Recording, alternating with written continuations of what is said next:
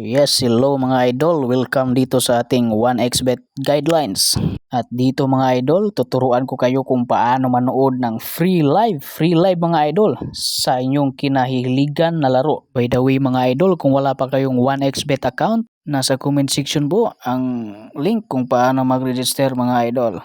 I assume na meron na po kayong 1xBet account mga idol at dito tuturuan ko kayo kung paano manood ng free live. Try natin manood ng basketball mga idol. Dito may live at saka pre-match mga idol. Dito sa pre-match mga idol, kung kailan yung live bukas, mamaya or ganyan mga idol, pwede na kayong pumusta dito mga idol. Pero pag gusto nyo ng live na mismo mga idol, balik lang kayo dito sa live. Tas sa gusto mong laro na mapanood, example itong Indonesia versus South Korea mga idol, pindutin mo lang yung stream katabi ng information mga idol.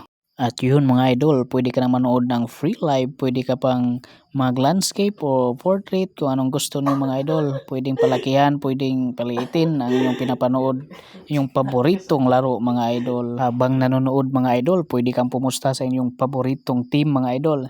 Example, pumunta muna tayo sa ibang video kasi hindi na pwede pumusta doon sa video na yun. Dito mga idol, sa FIBA America, dito mga idol makikita mo na may team wins W1 5.42, W2 1.13. Pinindot ko ang W2 mga idol.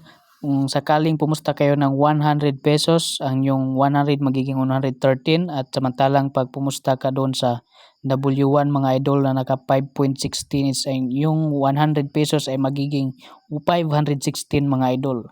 Pumusta kayo sa mas dihadong team mga idol para mas malaki ang iyong mapapanalunan mga idol. At yun lang mga idol, sana nakatulong sa paghahanap ng free live mga idol.